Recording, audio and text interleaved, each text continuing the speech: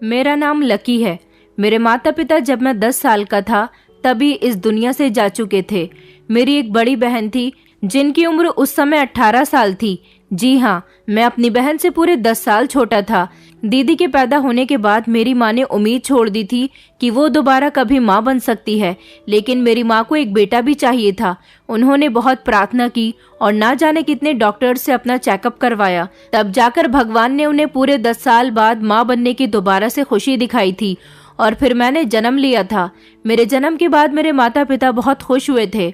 हम लोग middle class family के लोग थे। जब मैं 5 साल का था तो मेरे मम्मी पापा ने फैसला कर लिया कि वो मुझे बोर्डिंग स्कूल में पढ़ने के लिए डाल देंगे, क्योंकि मेरे मम्मी पापा चाहते थे कि उनका बेटा पढ़ लिख कर एक बड़ा बिजनेसमैन बने। जबकि मेरी दीदी की भी पढ़ाई चल रही थी। मेरे मम्मी पापा की दीदी से कोई खास डिमांड्स नहीं थी।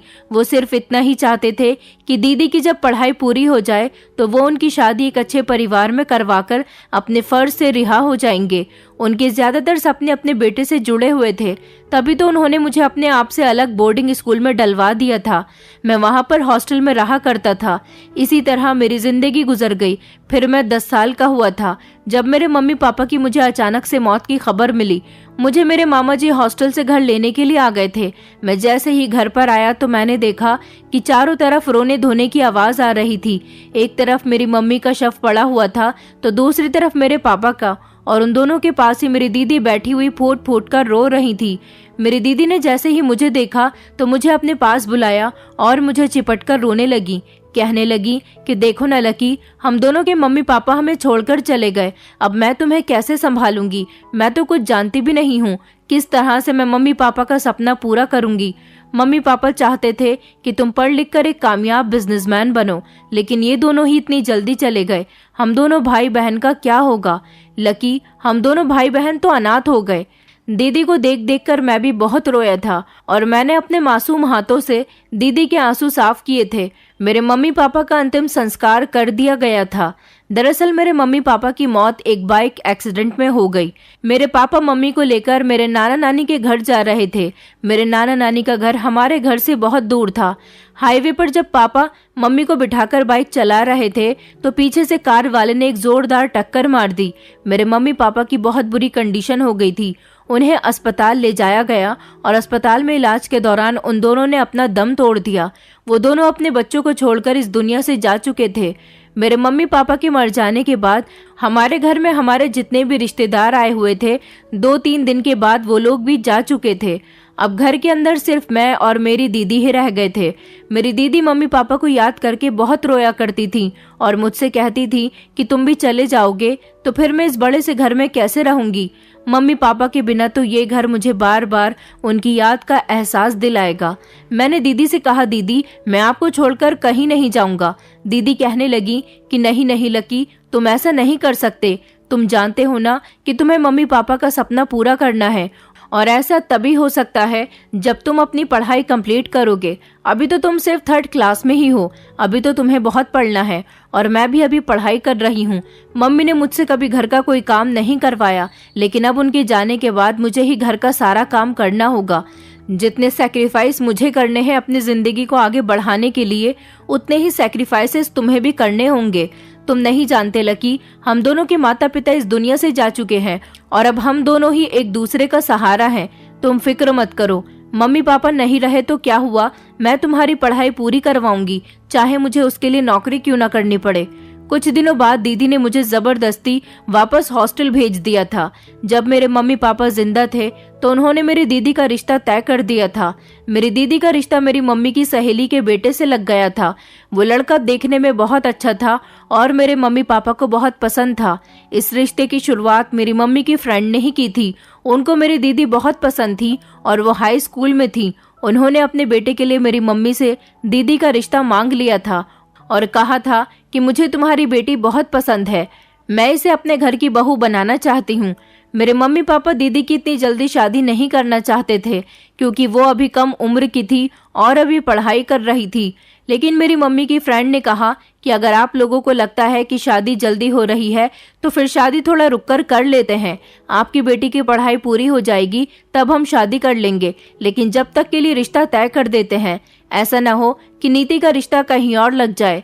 नीति मेरी दीदी का नाम था। इस तरह मेरे मम्मी पापा ने दीदी का रिश्ता फिक्स कर दिया था और शादी की बात पढ़ाई पूरी होने के बाद की गई थी। पहले हमारे घर के हालात बहुत अच्छे हुआ करते थे। मेरी मम्मी की फ्रेंड आरती आंटी एक ऐसी फैमिली में रहने वाली थी जिन्होंने अकेले ही अपने बेटे और बेटी की परवरिश की थी। उनका एक बेटा विराज था और एक बेटी थी। जब छोटी बेटी 1 साल की हुई तो उनके पति इस दुनिया से जा चुके थे। आरती आंटी ने अपने दोनों बच्चों को नौकरी करके पाला था। उनके घर के हालात बस नॉर्मल से थे, जबकि मेरे पापा एक अच्छी पोस्ट पर नौकरी करते थे। मेरी मम्मी आंटी को बताती थी कि उन्होंने अभी से ही अपनी बेटी की शादी के लिए जेवर इकट्ठा करना शुरू कर दिया। जब मम्मी पापा जिंदा थे तब आरती आंटी हमारे घर बहुत आती जाती थीं, लेकिन उनके मरने के बाद तो उन्होंने हमें ज्यादा पलटकर नहीं देखा। मेरी दीदी का रिश्ता अभी लगा हुआ था, लेकिन जब मम्मी पापा की मौत हो गई तो समझ नहीं आ रहा था कि दीदी की शादी कैसे होगी। मैं तो वैसे भी हॉस्टल वापस आ गया था और अपनी पढ़ाई में बिजी हो गया था। मेरे हॉस्टल का सारा खर्चा मेरी दीदी किया करती थी। जिंदगी इसी तरह से गुजर रही थी जब मैं जवान हो गया और मेरी दीदी की उम्र 30 साल हो गई थी। मेरी पढ़ाई पूरी हो गई थी और मुझे अब परमानेंट अपने घर वापस जाना था, क्योंकि अब मैं नौकरी करना चाहता था। मेरी दीदी ने अपनी उम्र का एक काफी लंबा हिस्सा मेरी जिंदगी के नाम कर दिया था। उन्होंने मेरे मम्मी पापा का सपना पूरा करने के लिए अपनी जिंदगी मुझ पर न्योछावर कर दी थी और यही वजह थी कि उन्होंने शादी भी नहीं की थी। मम्मी का जितना भी जेवर था दीदी धीरे धीरे मेरी पढ़ाई पर खर्च कर चुकी थी, क्योंकि मेरी जब साल भर की फीस जमा होती थी तो उसकी रकम दीदी की 1 महीने की सैलरी से भी ज्यादा होती थी और इस सब में दीदी को अपना भी गुजारा करना होता था। इसलिए दीदी का ध्यान अपने जेवर पर जाता था। एक एक करके दीदी ने मेरी पढ़ाई के लिए अपना सारा जेवर बेच दिया था। मैं अपनी पढ़ाई पूरी करके जब दीदी के पास आया तो देखा कि घर में ताला लगा हुआ था। दरअसल मेरी दीदी और मेरी फोन पर बात होती थी। दीदी मुझे बताती थी कि मैं नौकरी पर लग गई हूँ और दिन में सुबह 10 बजे से लेकर शाम के 5 बजे तक जॉब करती हूँ और उसके बाद फिर मुझे रात के 12 बजे दोबारा से नाइट शिफ्ट करने के लिए जाना होता है। और मैं रात के 1 बजे आया था क्योंकि मेरी ट्रेन बहुत लेट हो गई थी, इसलिए मुझे घर आते आते रात का 1 बज गया था। मैं समझ गया था कि दीदी अपनी ड्यूटी पर गई हुई होंगी, इसलिए ताला लगा हुआ है। मैंने दीदी के नंबर पर कॉल किया और उनसे कहा कि दीदी मैं घर आ गया हूँ, प्लीज आप घर आ जाओ। दीदी कहने लगी कि अच्छा ठीक है, मैं आ रही हूँ, तुम आधा घंटा वहीं दरवाजे पर खड़े होकर मेरा इंतजार करो। दीदी रात के 1:30 बजे तक घर वापस आ गई थी और मैं दरवाजे पर ही खड़ा हुआ उनका इंतजार कर रहा था। दीदी मुझे देखते ही खुश हुई थी। उन्होंने जल्दी से ताला खोला और फिर हम दोनों भाई बहन घर के अंदर चले गए थे। घर को देखकर मैं बहुत खुश हुआ था। फिर मैंने दीदी को बताया कि मेरी पढ़ाई पूरी हो गई है, अब कल से मुझे अपनी नौकरी की तलाश करनी है। मेरी बात सुनकर जैसे दीदी हैरान हुई थी, वो कहने लगी कि तुम्हें यहाँ पर इस शहर में रहकर नौकरी करनी है क्या? मैंने कहा जी, क्या आपको मेरा यहाँ पर आना अच्छा नहीं लगा? तो दीदी कहने लगी कि नहीं नहीं, ऐसी कोई बात नहीं है, लेकिन तुम यहाँ पर नौकरी नहीं करो तो बेहतर होगा। मैंने कहा क्यों दीदी, आप ऐसा क्यों कह रही हो? तो दीदी कहने लगी क्योंकि यहाँ पर तुम्हें नौकरी नहीं मिलेगी। मैं तो चाहती हूँ कि तुम जिस शहर में पढ़ाई करते थे वहीं कहीं नौकरी ढूंढकर देख लो। मैंने कहा अगर मैं यहाँ नौकरी कर लूंगा तो क्या हो जाएगा? तो दीदी मुझसे कहने लगी कि यहाँ तुम्हें कोई अच्छी नौकरी नहीं मिलेगी। मैंने कहा अरे दीदी नहीं, ऐसी कोई बात नहीं है, ढूंढने से तो भगवान भी मिलता है, मैं कोशिश करूंगा। मेरे यहाँ की जितने भी फ्रेंड्स हैं मैंने उन सबसे जॉब के लिए कह दिया है कि वो मेरे लिए कोई अच्छी सी जॉब का बंदोबस्त करे। जबकि मेरे एक दोस्त की तो मुझे कॉल भी आ गई है, उसने कहा है कि वो मुझे सुबह मिलेगा। मेरी बात सुनकर दीदी परेशान होने लगी थी। न जाने क्यों मुझे यहाँ पर परमानेंट आते हुए देखकर उन्हें ज्यादा खुशी नहीं हुई थी और मैं जब भी यहाँ पर आता था तो दीदी कहती थी कि तुम रात को ही घर आया करो। मैं कहता था कि दीदी मुझे घर आते आते देर हो जाती है और आप भी ड्यूटी पर होती हो। तो दीदी कहती थी कि कोई बात नहीं, तुम जैसे ही पहुंचो मुझे कॉल कर दिया करो। न जाने दीदी नाइट शिफ्ट क्यों किया करती थी, जबकि सारा दिन भी वो जॉब पर ही होती थी। मैं अब यहाँ आ गया था तो मैंने दीदी से कहा था कि अब आपको जॉब करने की कोई ज़रूरत नहीं है, अब मैं सब कुछ किया करूँगा और आप घर में रहकर आराम करना। बस आपने बहुत नौकरी कर ली, अब आपका भाई बड़ा हो गया है और अब मुझे नौकरी करने के बाद जॉब का एक्सपीरियंस लेना है और उसके बाद खूब सारा पैसा कमाकर अपना अलग बिजनेस सेट करना है। मैं अपने मम्मी पापा का सपना पूरा करना चाहता हूँ। लेकिन दीदी कहती थी कि मैं नौकरी अभी नहीं छोड़ सकती, इतने लंबे समय से नौकरी करती आ रही हूँ, अचानक नौकरी छोड़ूंगी तो कंपनी के लोग मेरे बारे में क्या कहेंगे, इसीलिए मैं चाहती हूँ कि कुछ दिनों बाद मैं नौकरी छोड़ दूँ। दीदी की इस बात पर मैं राजी हो गया था, लेकिन मैंने दीदी से कहा था कि अब मुझे आरती आंटी से भी बात करनी है, आखिर वो कब तक शादी करेंगी। मेरी बात सुनकर दीदी के चेहरे का रंग अचानक उड़ गया था। दीदी कहने लगी कि शादी भी हो जाएगी, तुम उसकी फिक्र मत करो। लेकिन मैंने दीदी से कहा था कि आरती आंटी को आपकी शादी टालते हुए काफी समय हो गया।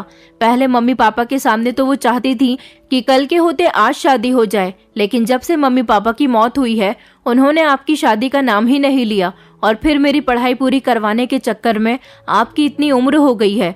लेकिन आप फिक्र मत करो दीदी, मैं आपकी और विराज भैया की शादी को धूमधाम से करवाऊंगा। विराज भैया को देखे हुए मुझे काफी टाइम हो गया था।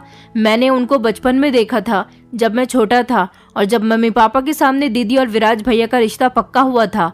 आरती आंटी ने दीदी और विराज भैया की एंगेजमेंट भी कर दी थी, मगर अब उन्हें ना जाने क्या हो गया था, वो शादी के लिए तैयार ही नहीं हो रही थी। और फिर मम्मी पापा के मरने के बाद दीदी ने भी शादी का टाइम आगे बढ़ा दिया था। उन्होंने अपनी सास से कहा था कि अब उनके ऊपर उनके भाई की जिम्मेदारी आ गई है, अगर वो शादी कर लेंगी तो उनके भाई का ध्यान कौन रखेगा, इसलिए वो अभी शादी नहीं करना चाहती। बस तब से ही आरती आंटी को बहाना मिल गया था और अब वो बिल्कुल भी शादी का नाम नहीं ले रही थी, और उन्हें हमारे घर आए हुए भी काफी समय हो गया था। अब तो सुना था कि वो दूसरे शहर में रहती हैं। अगले दिन मैं अपना इंटरव्यू देने के लिए गया तो वहां पर मेरी काबिलियत देखते हुए मुझे जल्दी नौकरी मिल गई थी। मैं बहुत खुश हुआ था और सोचा कि सबसे पहले ये खबर दीदी को जाकर सुनाता हूँ। लेकिन जैसे ही मैं घर आया तो दीदी अपनी जॉब पर जा चुकी थी। मैं शाम के 5 बजने का इंतजार करने लगा।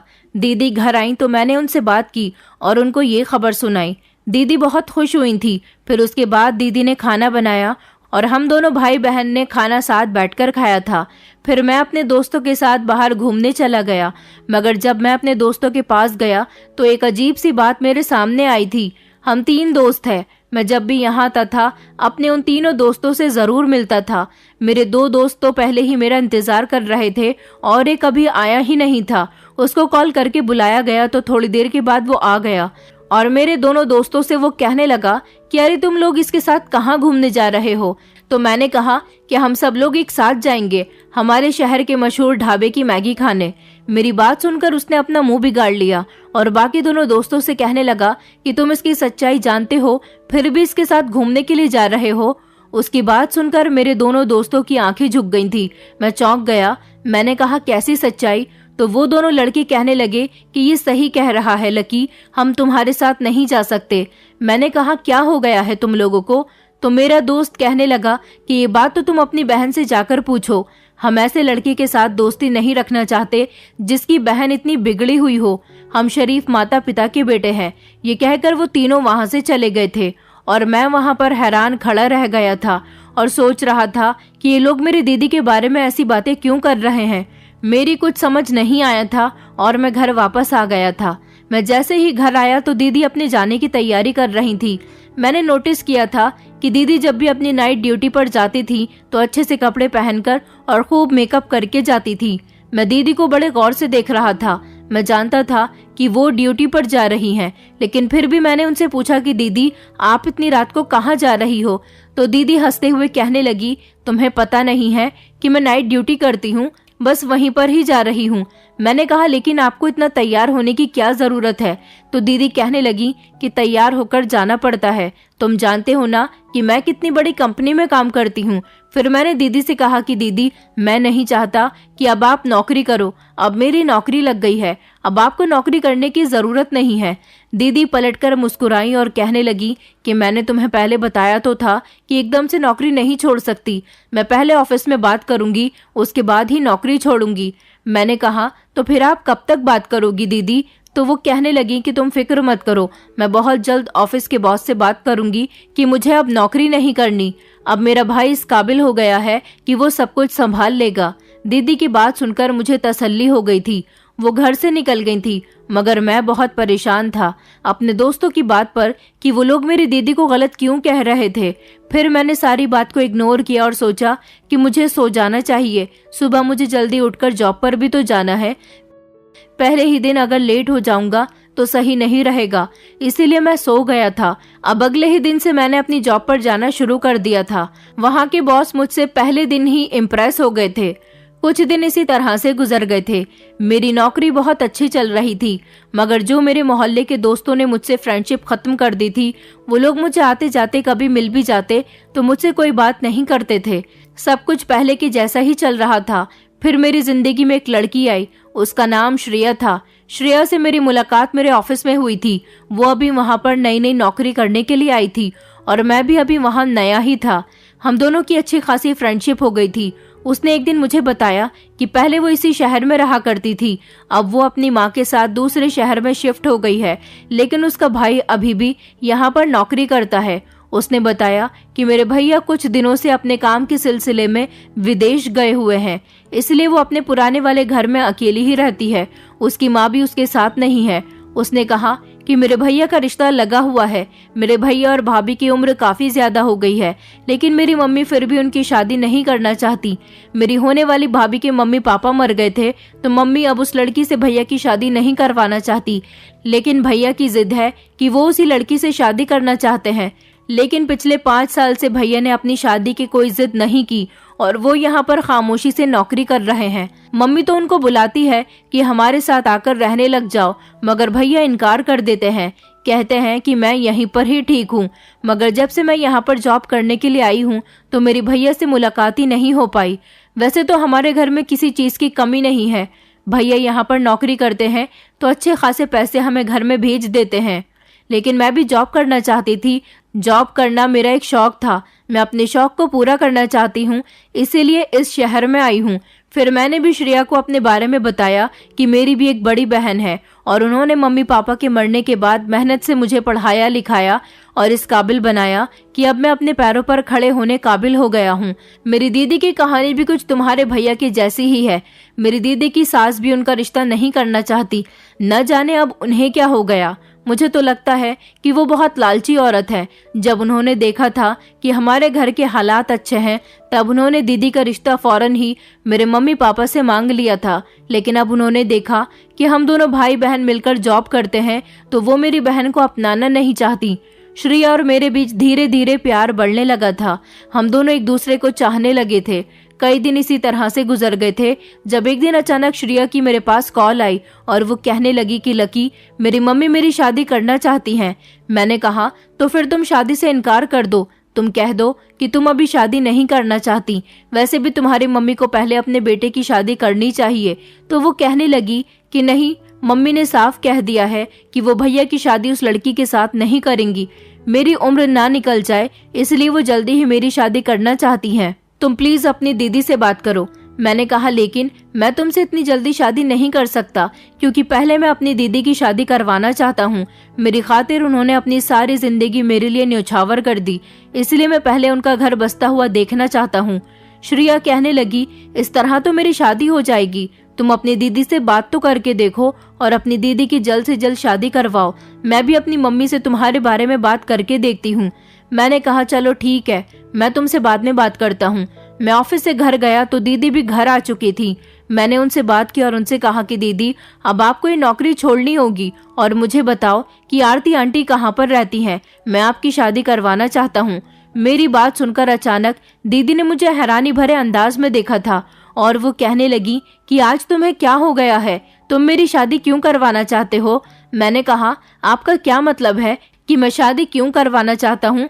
आपका रिश्ता मम्मी पापा अपने हाथों से तय करके गए थे और वैसे भी आपकी शादी की उम्र भी निकल चुकी है। आखिर आपकी शादी कब होगी। तो दीदी कहने लगी हो जाएगी, लेकिन तुम्हें किस बात की जल्दी हो रही है, और मैं तुमसे कितनी बार कह चुकी हूँ कि मैं नौकरी छोड़ दूंगी। मैंने कहा दीदी, मैं एक लड़की से प्यार करता हूँ और उसके साथ शादी करना चाहता हूँ। उसकी मम्मी उसका रिश्ता किसी और के साथ करवा रही है, लेकिन अपनी शादी से पहले मैं आपका घर बसता हुआ देखना चाहता हूँ। तो दीदी कहने लगी, अच्छा तो ये बात है, तुम मुझे उस लड़की और उसकी माँ से मिलवाओ, मैं तुम्हारी खुद उसके साथ शादी करवाऊंगी। तुम मेरी शादी की फिक्र मत करो, मैं पहले भी तुम्हारे बिना रहती थी, अब भी रह लूंगी। मैंने कहा, नहीं दीदी, इस तरह तो आप सारी जिंदगी कुंवारी बैठी रहोगी। मेरी बात आप आरती आंटी से करवाओ, अपने मोबाइल से उनको कॉल लगा कर दो। दीदी कहने लगी कि ये रहा मेरा मोबाइल, लो तुम खुद उनको कॉल लगा लो। मैंने दीदी का मोबाइल लिया और आरती आंटी के नंबर को डायल किया तो उनका नंबर स्विच ऑफ जा रहा था। मैंने कहा, नंबर तो बंद जा रहा है। तो दीदी कहने लगी कि उन्हें अपने बेटे की शादी मेरे साथ नहीं करवानी है, इसलिए उन्होंने काफी लंबे समय से अपने नंबर को स्विच ऑफ करके रख दिया है ताकि मैं उनको कॉल ना कर सकूं। और अब तो मेरी शादी को भूल जाओ, मैं खुश हूँ, अपनी नौकरी कर रही हूँ और अपने पैरों पर खड़ी हूँ, इसलिए अपना गुजारा आसानी से कर सकती हूँ और मेरी शादी भी हो जाएगी, तुम इसकी परवाह मत करो।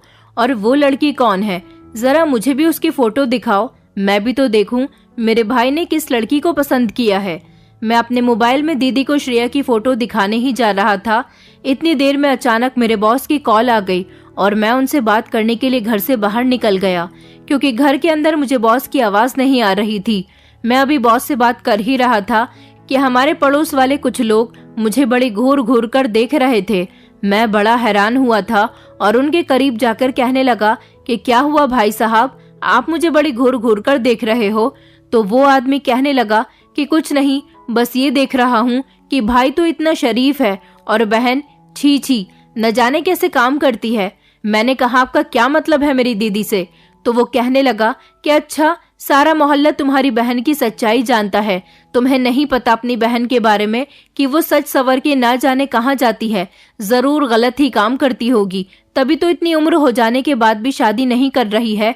वो आदमी ये बात कहकर अपने घर के अंदर चला गया था, लेकिन मुझे बहुत गुस्सा आ रहा था। लोगों की ये बातें सुनकर मेरा खून खौल रहा था। इससे पहले भी मेरे दोस्त मेरी बहन के बारे में ऐसी बातें कर चुके थे। इसका मतलब यही था कि मेरी दीदी कोई गलत काम करती है। मैं गुस्सा होते हुए घर के अंदर नहीं गया, बल्कि दुकान से सिगरेट लेने के लिए चला गया था। आज पहली बार मुझे बहुत गुस्सा आ रहा था। और फिर रात के टाइम जब मैं घर में दाखिल हुआ तो दीदी अपनी ड्यूटी पर जाने के लिए तैयार हो रही थी।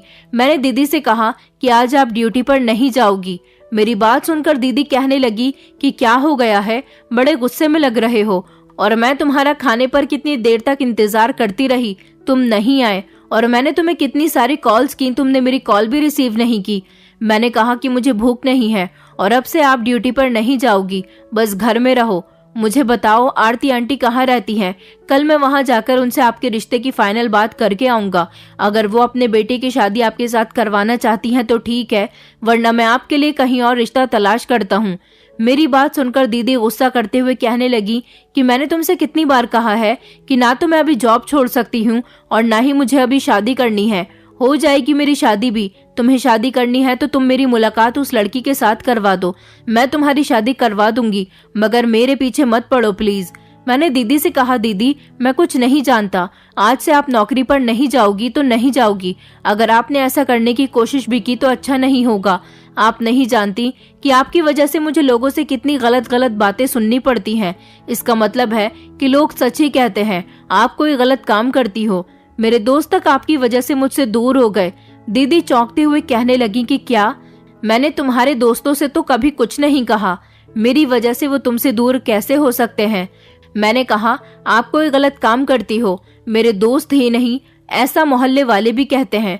दीदी रोते हुए कहने लगी कि नहीं नहीं लकी, तुम्हें किसी ने गलत बताया है, मैं कोई गलत काम नहीं करती, मेरी बात का विश्वास करो।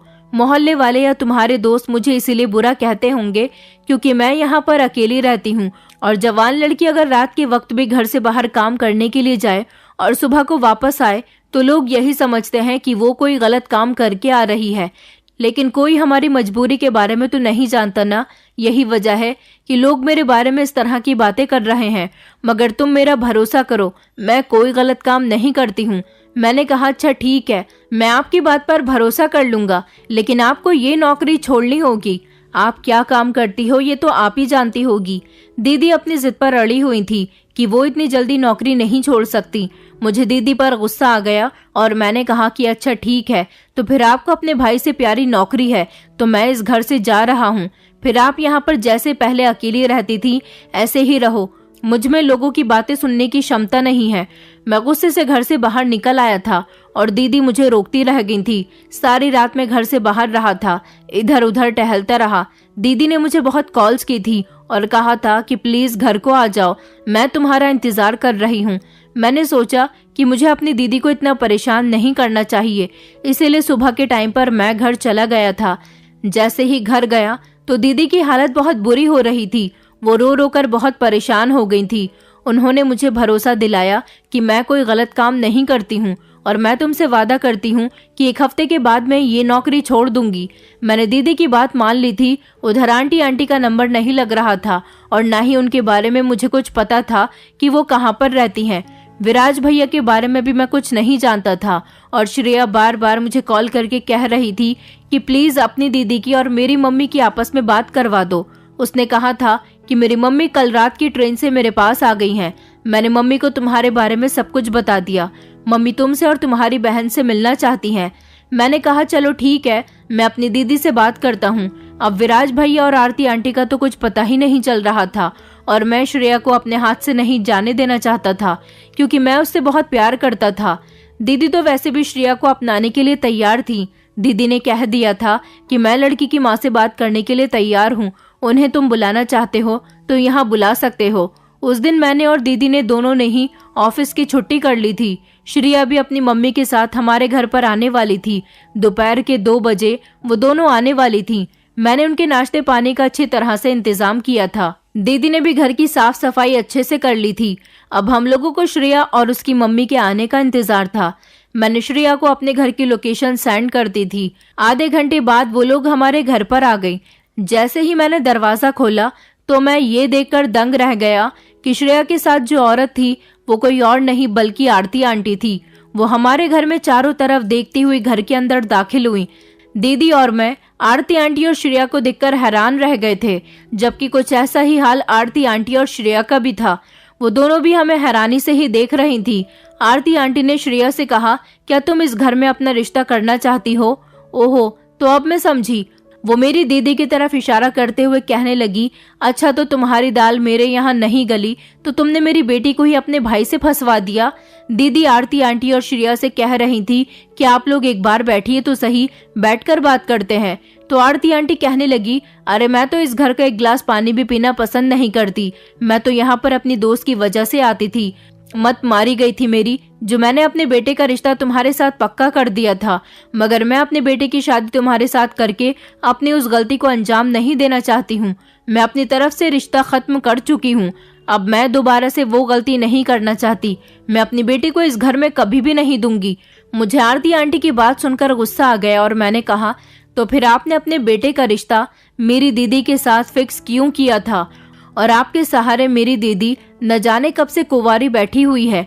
आरती आंटी कहने लगी, अच्छा तो फिर कर क्यों नहीं देते अपनी बहन की शादी? मैं तो खुद चाहती हूँ कि मेरे बेटे का ये पीछा छोड़ दे, लेकिन मेरा बेटा भी जिद लगाए बैठा है कि शादी करेगा तो इससे ही करेगा। मगर मैंने भी फैसला कर लिया है कि भले ही वो सारी जिंदगी कंवारा बैठा रहे, मैं उसकी शादी यहाँ पर नहीं होने दूंगी। विराज मेरा इकलौता बेटा है। मुझे क्या पता था कि तुम्हारे माता पिता के मरने के बाद तुम लोगों के हालात इतने खराब हो जाएंगे। मेरा एक ही तो बेटा है और मैं अपने बेटे की शादी में सारे अरमान पूरा करना चाहती हूँ। खाली हाथ तो मैं इसको अपने घर की बहू नहीं बना सकती। मेरी तमन्ना थी कि मैं अपने बेटे की शादी किसी ऊंचे परिवार में खूबसूरत लड़की के साथ करूं, लेकिन इसने तो मेहनत कर करके अपनी खूबसूरती को बेकार कर लिया और अब तुम लोगों के पास कुछ बचा भी नहीं है। नीति की माँ ने इसकी शादी के लिए ढेर सारा जेवर इकट्ठा करके रख लिया था, लेकिन वो सब भी इसने तुम्हारी पढ़ाई पर खर्च कर दिया। अगर वो भी होता तो भी मैं इसे अपने घर की बहू बना लेती, मगर नहीं, मैं अब इसे अपने घर की बहू नहीं बना सकती और ना ही इस घर में अपनी बेटी को देना चाहती हूँ। आरती आंटी की बातें सुनकर मेरी बहन जोर जोर से रोने लगी थी और श्रेया भी रो रही थी। मैंने आंटी से कहा कि अगर ऐसी ही बात है तो आपके घर अब हम भी रिश्ता नहीं करना चाहते। आप देखना मैं अपनी बहन की शादी कितनी धूमधाम से करूंगा।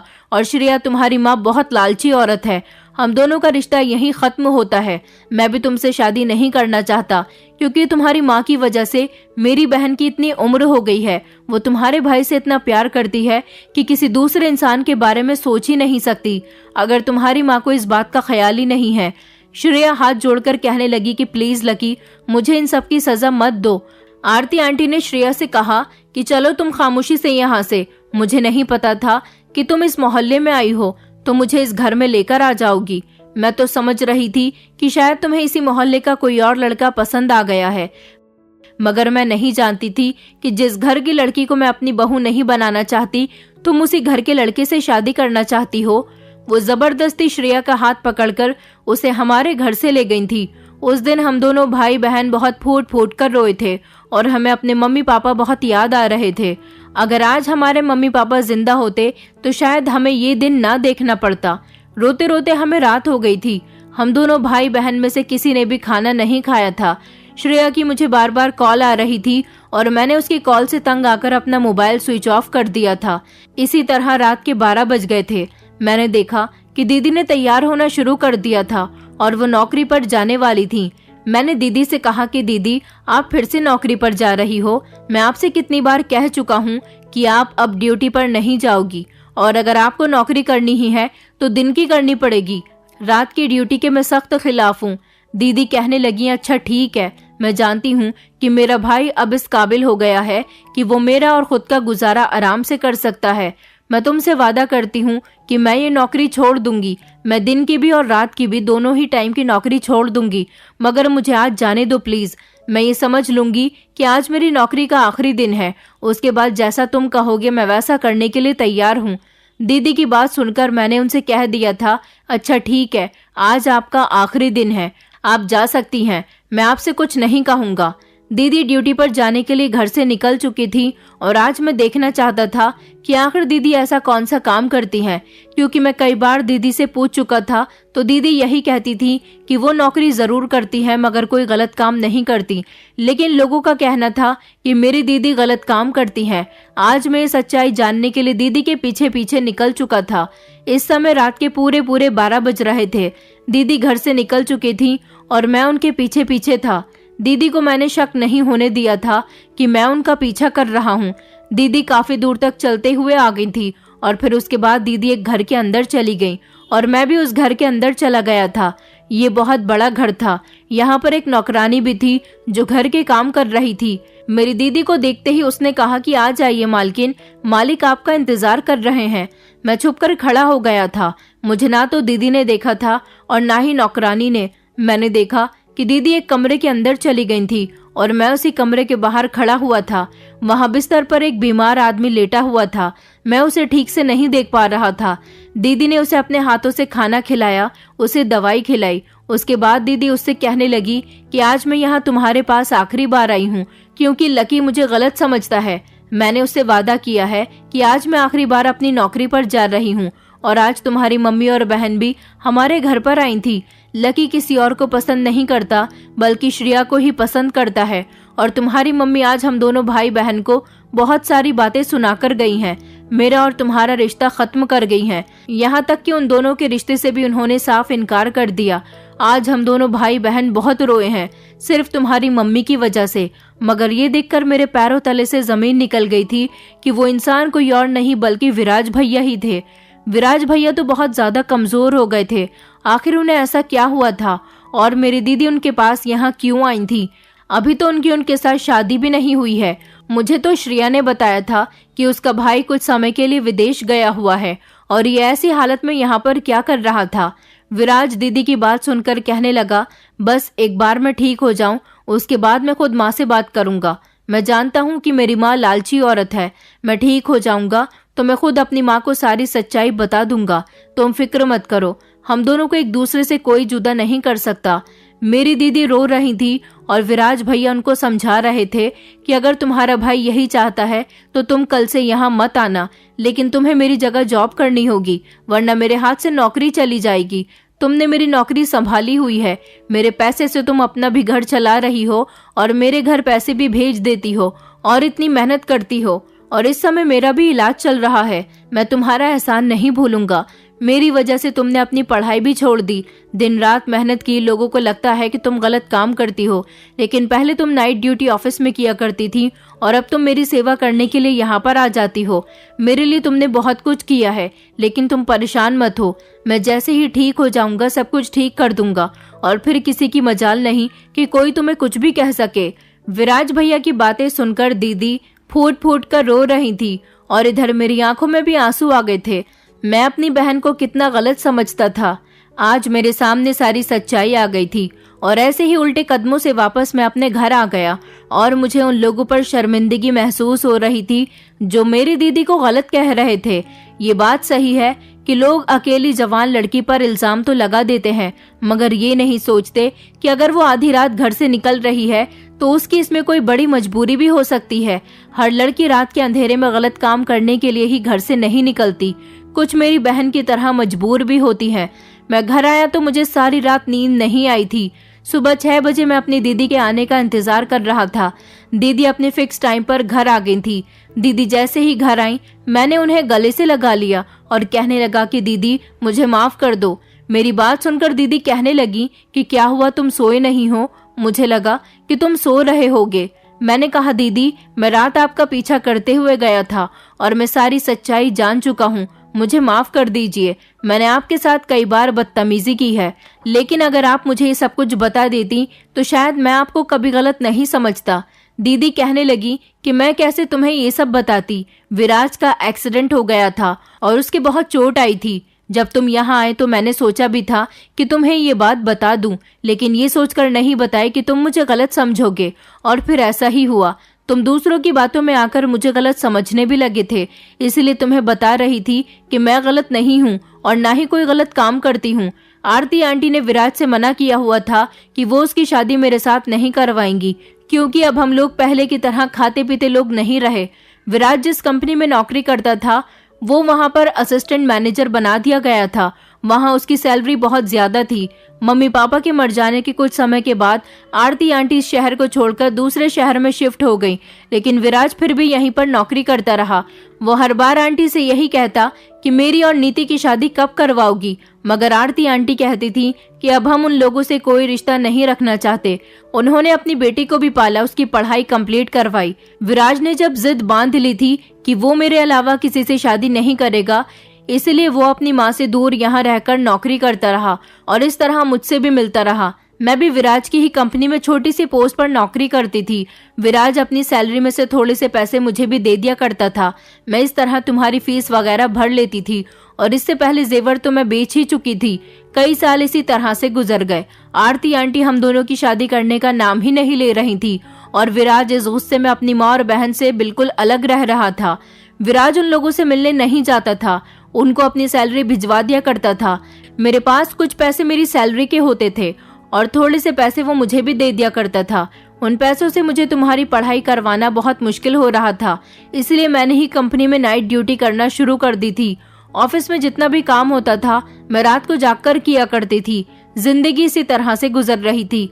विराज आरती आंटी को मनाते मनाते थक गया था, मगर वो नहीं मान रही थी, इसलिए उसने फैसला किया था कि अब वो मेरे साथ खामोशी से शादी कर लेगा और इस तरह उसे मुझसे कोई अलग नहीं कर सकेगा और फिर हम दोनों का रिश्ता भी जायज होगा। हम दोनों दुनिया वालों के सामने खुलकर एक दूसरे से मिल सकेंगे। मैंने इस बारे में तुम्हें नहीं बताया था क्योंकि विराज ने मुझे मना कर दिया था। उसने कहा कि अभी वो अपना बिजनेस अलग से सेट कर रहा है, वो इस काम में कामयाब हो जाए फिर वो खुशी खुशी ये खबर अपनी माँ और तुम्हें भी बता देगा, लेकिन ऐसा नहीं हो सका। विराज अपना बिजनेस सेट ही करने वाला था कि तुम्हारे आने से 2 महीने पहले विराज का एक कार एक्सीडेंट हो गया। इतना खतरनाक एक्सीडेंट हुआ कि विराज उसमें बुरी तरह से घायल हुआ था। डॉक्टर्स ने कहा था कि विराज का खास ख्याल रखना पड़ेगा। विराज ने कहा था कि मेरी मम्मी और बहन मेरे एक्सीडेंट की खबर सुनकर बहुत परेशान हो जाएंगी, इसलिए विराज ने उनको बता दिया था कि वो इस समय कामकाज के सिलसिले में विदेश गया हुआ है और फिर वो अस्पताल से डिस्चार्ज होने के बाद अपने घर नहीं गया बल्कि अपने एक दोस्त के घर चला गया था, जहां पर उसने अपना ख्याल रखने के लिए एक नौकरानी रखी थी। सारा दिन नौकरानी विराज का ख्याल रखती थी, लेकिन रात को मैं उसका ख्याल रखने के लिए चली जाती थी। तब नौकरानी अपने घर चली जाया करती थी और दिन में उसने मुझसे कहा था कि तुम मेरी जगह मेरी पोस्ट पर नौकरी करो, मैं ऑफिस में बात कर लूंगा। इस तरह तुम्हें मेरे जितनी ही सैलरी मिल जाएगी। मेरी सैलरी तुमसे कई गुना ज्यादा है, तुम उसमें से अपने भी पैसे निकाल लेना और मेरी माँ को भी भेज देना। उसने कहा था कि अगर तुमने मेरी नौकरी नहीं की तो मेरी नौकरी फिर किसी और के हवाले कर दी जाएगी। मैं ठीक हो जाऊंगा तो मैं अपनी पोस्ट पर दोबारा जा सकता हूँ। मैंने विराज की जगह उसके ही ऑफिस में नौकरी करने की जिम्मेदारी ठान ली थी। मैं भी काबिल थी, इसलिए मुझे आसानी से विराज की जगह असिस्टेंट मैनेजर की नौकरी मिल गई थी और इस तरह मैं अपना गुजारा कर रही थी और अपने पति का भी ख्याल रख रही थी। अभी तक आरती आंटी ये नहीं जानती कि हम दोनों की शादी हो गई है और ना ही आरती आंटी को ये पता है कि उनका बेटा बहुत लाचार है। भगवान की कृपा से विराज जल्दी ही ठीक हो जाएगा और अब उसने सोच लिया है कि वो मुझे लेकर कहीं दूर चला जाएगा। मैं भी चाहती हूँ कि तुम्हारी शादी श्रेया के साथ करवा दूं, मगर आरती आंटी तो इस रिश्ते से साफ इनकार कर गई हैं। दीदी की बात सुनकर मैंने कहा कि दीदी आप फिक्र मत करो, अब आपको परेशान होने की जरूरत नहीं है। विराज भैया की सेवा मैं किया करूंगा और आप उनकी जगह ऑफिस में जाकर नौकरी करना।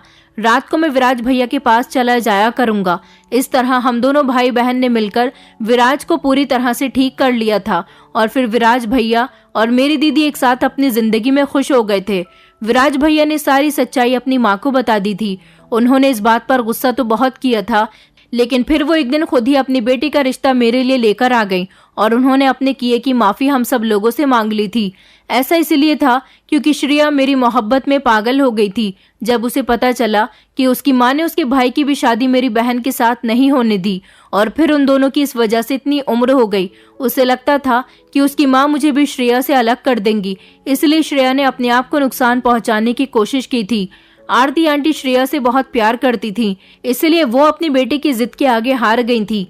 एक समय था जब उन्होंने अपने बेटे की जिद नहीं मानी थी, मगर बेटी ने ऐसा मकाम पैदा कर दिया था कि उन्हें अपनी बेटे की जिद माननी ही पड़ गई थी और फिर उन्हें झुकना ही पड़ गया था। जब आरती आंटी को पता चला कि मेरी दीदी ने उनके बेटे का कितना ख्याल रखा और खुद मेहनत करके उन्होंने उनके बेटे की पोस्ट की सैलरी उन्हें हर महीने भिजवाई और उनके बेटे का भी ख्याल रखती रही, तब उनके दिल में दीदी के लिए मोहब्बत पैदा हो गई थी और इस तरह उन्होंने दीदी को अपनी बहू एक्सेप्ट कर लिया और फिर मेरी शादी श्रेया के साथ करवा दी। विराज भैया ने अपना बिजनेस अलग से सेट कर लिया है। विराज भैया जब नौकरी किया करते थे तब भी उनकी अच्छी खासी सैलरी थी और वो अपनी सैलरी जब अपने घर भिजवाते थे तब आरती आंटी को घमंड हुआ करता था कि मेरा बेटा ज्यादा पैसे कमाता है, इसीलिए उन्होंने मेरी दीदी को रिजेक्ट कर दिया था। लेकिन अब सब कुछ नॉर्मल हो गया। आरती आंटी को अपने किए पर पछतावा होता है और विराज भैया दीदी भी बहुत खुश हैं और मैं अपनी पत्नी श्रेया के साथ आज बहुत खुश हूँ। इस तरह हम दोनों भाई बहन की जिंदगी बहुत खुशहाल गुजर रही है। आरती आंटी भी हम सब लोगों से बहुत प्यार करने लगी हैं और पुरानी सारी बातें सब कुछ भूल गई हैं। लेकिन मुझे अफसोस उन लोगों पर होता है जिन लोगों ने मेरी दीदी पर गलत इल्जाम लगाए थे। कभी भी हमें किसी पर सिर्फ शक की बुनियाद पर इल्जाम नहीं लगाने चाहिए। मेरी दीदी ये सब कुछ मजबूरी में कर रही थी और लोग समझते थे कि मेरी दीदी गलत काम कर रही है।